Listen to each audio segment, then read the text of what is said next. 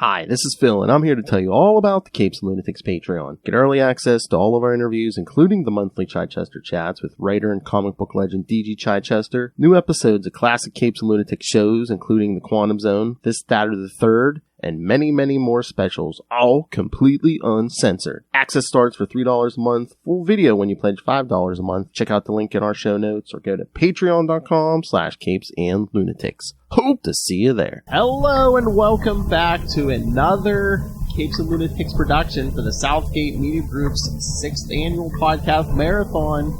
This time we're doing Comic Capers, so you should know me. I am Phil.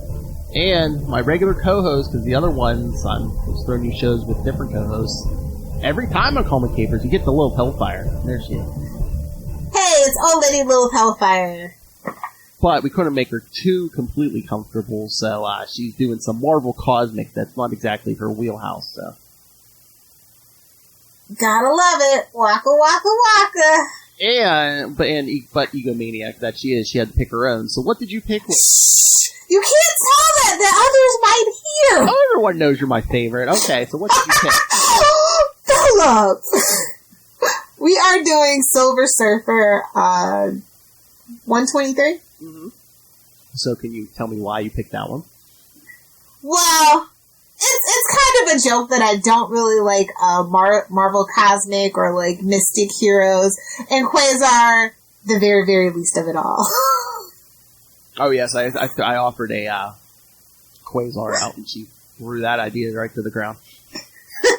So we're doing this instead. Okay, yeah, because I was looking for a synopsis. Again, there weren't any, but again, we don't have a ton of time. But so no, this is Silver Surfer returning to the Earth in the aftermath of Onslaught. Because yes, this is a 90s book, December 1996. Yeah, and this was actually in preparation for his short-lived cartoon series. Yes. If you didn't know that, yeah.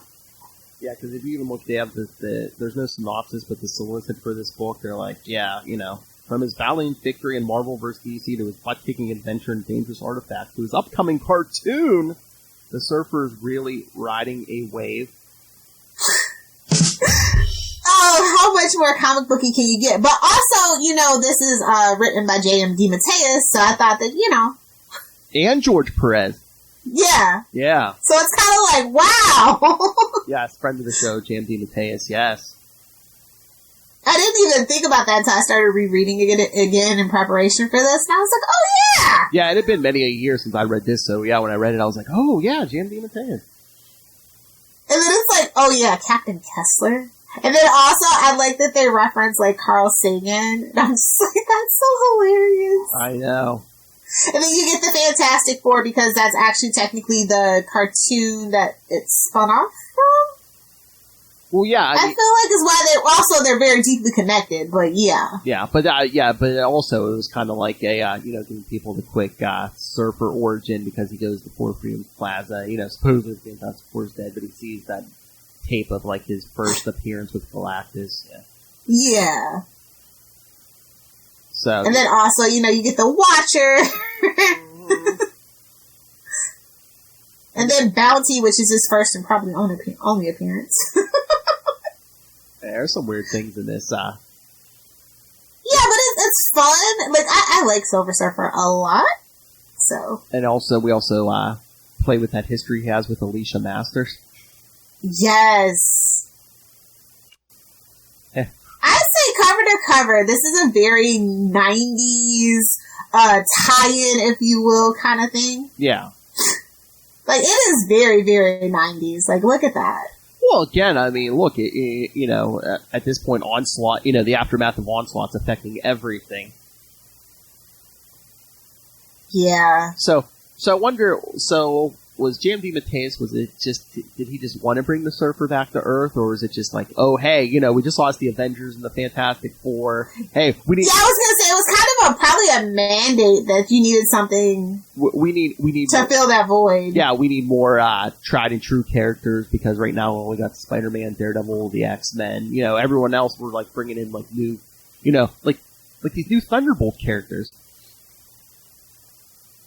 And also, isn't this the issue where they have that to Mark Grunwald in here as well. So that was pretty neat. Mm-hmm. Definitely, yes. But yeah, I like recognize a real one when you see one. And the Ron Garney art, I mean, I love Ron Garney. You know, it just screams 90s to me, but I love it. Yeah, I was gonna say, this is a snapshot of the 90s, like how the cosmic 90s for Marvel was for sure. Yeah. It's very much that aesthetic. But yeah. I like the government stuff too, the fighter pilots, very Green Lantern-y, if you will. And just, you know, Surfer's like kind of cut off from his emotions at this point, you know. Kind of bringing him back to, you know, when we first see him, he's kind of, you know, emotionless until he discovers that. So I guess he's on the journey to rediscover his emotions. Yeah. And then, you know, we got a little X-Men in there for good measure. I was going to say, it's not why you picked this one. But yeah, because I guess, what was it, X-Men Unlimited 14. So this comes like right after that. Yeah. I just love it. I'm sure you love it because... The Marvel 90s animated cartoon universe is the best Marvel cinematic universe, and you can fight me if you don't like it. But you probably love it too because they play Cyclops as dummies. Like, why are people attacking the Silver Surfer? And, you know, Jean... I love it! Jean just looks at him like, you're a mutant. Really? You gotta ask that question? Jean's just like... This is who I'm stuck with! The dude with actual metal bonded to his head knows more than you. Come on. Oh, and you don't want to be their leader. And you want to be my mutant salesman. But, I mean, yeah, I thought it was a really good setup for, you know, what JMD and Pants had coming up. And, you know, one day we're going to have to cover, what is it? It's one of the upcoming issues with Spider-Man and Daredevil. Yeah, definitely. Because that was the big... This one had the backup, right? In it? I don't think. Well, this is 123. Maybe it was 125. So I think they... Oh, yeah, maybe that's what I'm thinking of. Yeah, they did do something for 125. We might just have to do this Silver Surfer run at some point, but yeah. That's what we have the Patreon for. Not to be confused with Southgate Media's Patreon, although you should totally give them a shekel. Capes and Lunatics has one as well. That's right, kids. We'll tell you where at the end. But, yeah, no, I mean, maybe that's the other thing you bring Surfer to Earth is so he can do all the guest stars, because it's like I said, there's one issue with... Yeah, he was a hot commodity. And then it's so funny because I remember all the kids in my school were, like, getting into Silver Surfer and stuff, and, now it's like you're hard pressed to find a Silver Surfer fan over the age of 25, probably, I'd say. You mean under or over? Over. Oh, okay. Like, old people forgot about Silver Surfer. I don't know. I mean, I know he does have, there's one big 90s fan who loves Silver Surfer. The yin to Darkhawk's yang. That figures. That tracks. But, I mean... Yeah, I mean, he was hot in the 90s. He even got his own game for the Nintendo. Yep, had it. Yep, had it. It was actually really easy, surprisingly. Like, a lot of the Marvel stuff, outside of, like, the Capcom arcade games, they were, like, pretty terrible, but this one was pretty good. Well, and when you get there was a code for Unlimited Live, so you could just, like, speed through that game and just, like, blasting everything in your path. Exactly. To get the Mephisto. And it's always Mephisto. But yeah, I think that Silver Surfer's cosmic stuff is more accessible than mostly anybody else. True. So, I mean, yeah, and it's just he's been here for so long. I mean, you know, the Fantastic Four introduced him, and he's just got a cool look and everything, and he's like a surfer dude. You know, I feel like they tried to capitalize on that a little too late. You know, post Teenage Mutant Ninja Turtles. Oh yeah. With the cowabunga and that whole surfer dude culture and stuff, I think that they just a little late with that one. But I think that also had to do a lot with his resurgence in popularity too, because that was still in the cultural zeitgeist at the moment. And I mean, this was probably the height of his popularity. Because I mean, in the '90s, he was in all this Infinity and the TikTok kids had discovered him for whatever random reason. TikTok kids discover stuff. So I don't know. Oh, that's what reminded you. Okay, the TikTok. Yeah, TikTok made me do it. TikTok has a lot of good comic book discourse, and then it's not like having to watch a YouTube video that's like an hour long. They're like at most 3 minutes, And I just find that very fascinating. The way that comics are being discussed now with kids, they have good taste. That's what I can say, and they definitely are totally into Batman and Joker and love. So, so the kids get it. I mean, yeah, again, this was the height of Surfer's popularity. Again, this is the 123rd issue of this book. I mean, these days, who besides like Batman or Spider-Man gets 123 issues? He's compelling, though. That backstory, he's a very sympathetic character. He has a tragic backstory that's not a dead parent, yeah. It's a dead wife and kid, but, it's very Martian Manhunter. I think that's why I probably liked him a lot, because I feel like those two are like 1-to-1 for DC. That's kind of one of those things. Well, it's almost like the reverse Superman, because it's like, his planet was gonna get destroyed, but he makes a deal with the devil basically to save it. Lois?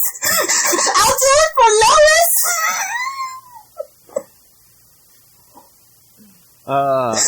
I think. Sorry. Yeah, he had a brunette too, didn't he? Yeah. Yeah. See, you people are all about the blondes and the redheads, man. Them brunettes, man. You sleeping on the brunettes. Phil knows. Phil knows what's up. Yeah, I'm sleeping on one. Anyway. But yeah, again, the 90s were big for Silver Surfer, especially after, how many issues, Ron Lim was the artist on there. I think, he really, the people love that Ron Lim art. And again, he was, right in the thick of all those, Infinity Gauntlet, Infinity War, Infinity Crusade stuff, so. And wait, do you know who the letterer was on this one without looking? No, who? Costanza! Oh. Yup! It's true, man. If you don't know, that's just one of those things. It's just like, oh. Yeah, man, it's like, he was right. George Costanza was right, man. Start dropping subtle hints, man. You can't get them out of your head. Yeah, there's I swear, back in the 80s and 90s, it seems like, there was a lot of letterers who were doing double, triple, quadruple duty. It's what was he like? Well, their pay rates are slightly different, and while it's tedious, you can just kind of get into the flow a lot easier. Yeah. So I feel like it's one of those things. You either see Costanza or Janice Chiang. Yeah. Oh yeah. Yeah. Yeah. That's one thing I can say. I really don't know a lot about the process of lettering and stuff, but I mean, I don't know. I mean, I guess now, I definitely don't know the digital process. Oh yeah.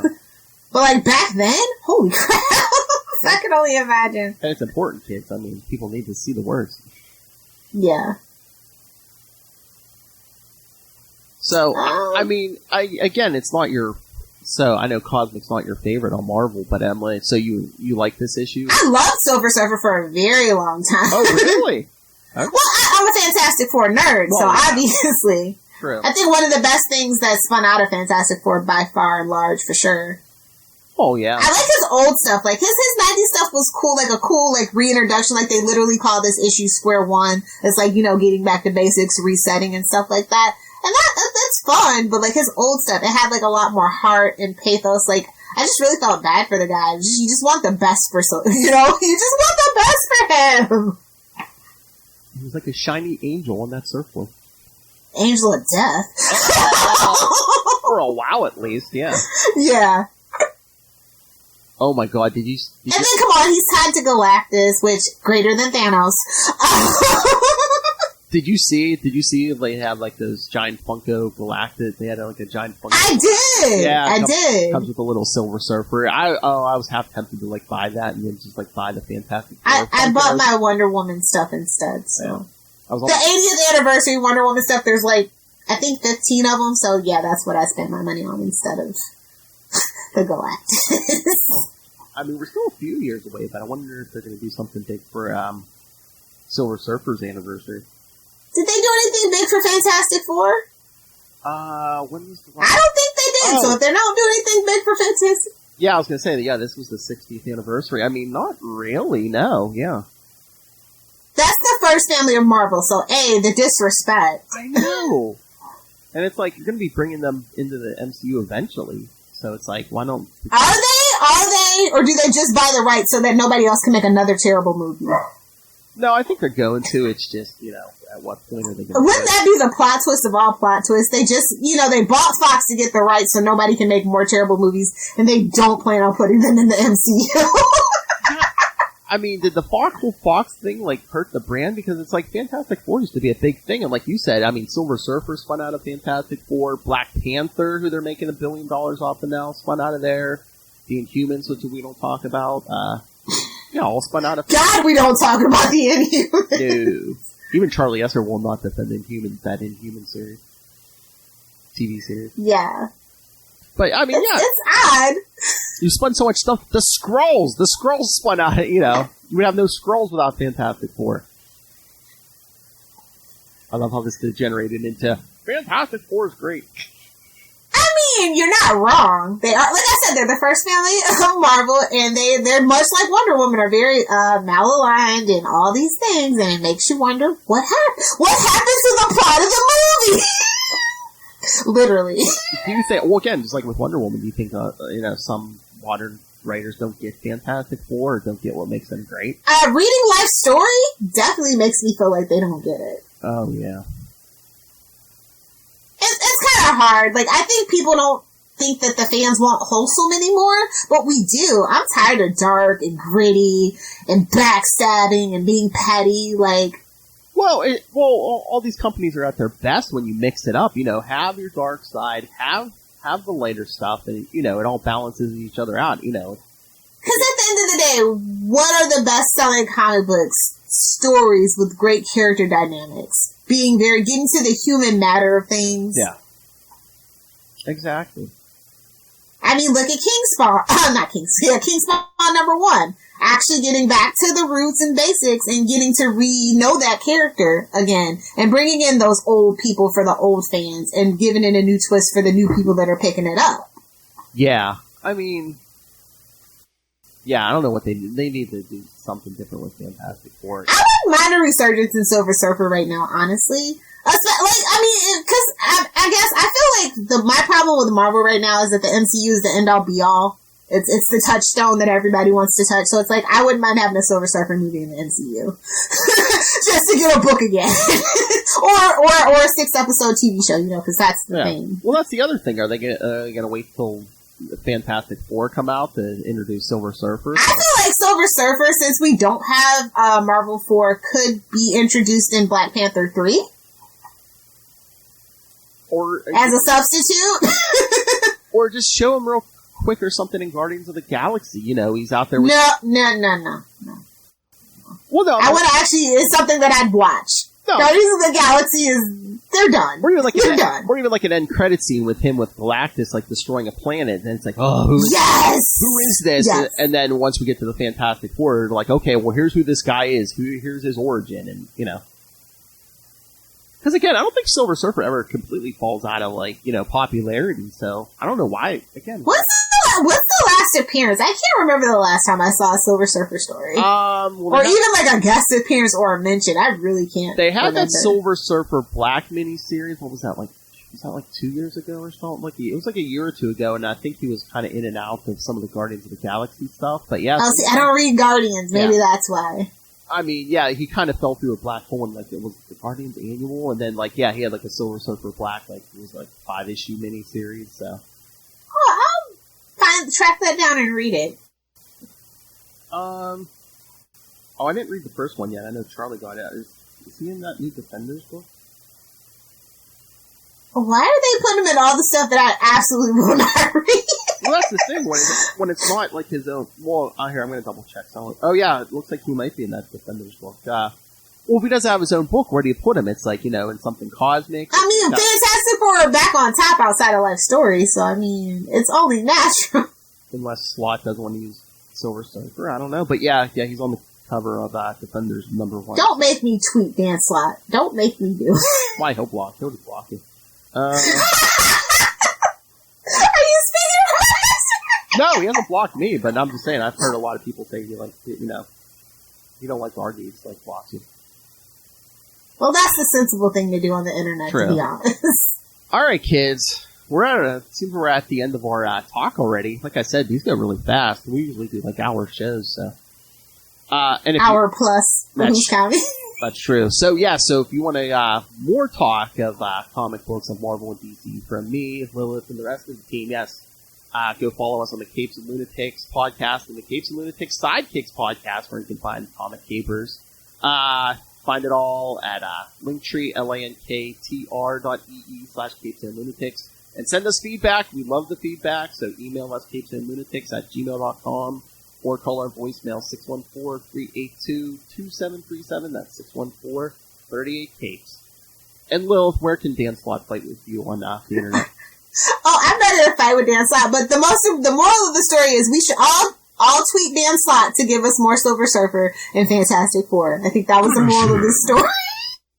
But if you guys want to find me on the internet and fight with me as the nerds you are, you can find me on Twitter at Lilith Hellfire, on Instagram at Lilith Hellfire69, and of course on TikTok, making comments and only Star Trek related content at Lilith Hellfire69. I'm 12 when you need me to be 12. Yes, you will be 12 when you need to be 12. So, but yes, again, this is the Southgate Media Group's podcast marathon. So go to check out SouthgateMediaGroup.com. Check out 63 more years! Rob and Mothra and Molly! Rob's like, I don't last 63 more years. But no, yes, and check out the website, SouthgateMediaGroup.com. Check out and please subscribe to the YouTube channel, the Patreon, and lots of good stuff there. And pick up Pod Life the book, digital or paperback on Amazon. Help support the show and the network. And that not-so-cosmic man, Rob Master Doom Southgate. Make it rain!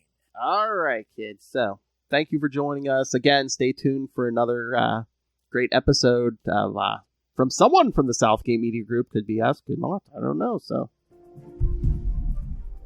yes, stay tuned. Lots of good stuff. Hey, I'll admit it. There's good stuff besides us on the Southgate Media Group. Jesse Jack. This Week in Geek? Oh, this week. Oh, just kiss Rob's butt while you're at it. No, I was going to say Jesse Jackson. Don't cancel us! Jesse Jackson is the man. The boss, if you will. Touche. I like that. I enjoy that very much as well. All right. So thanks for joining us, kids.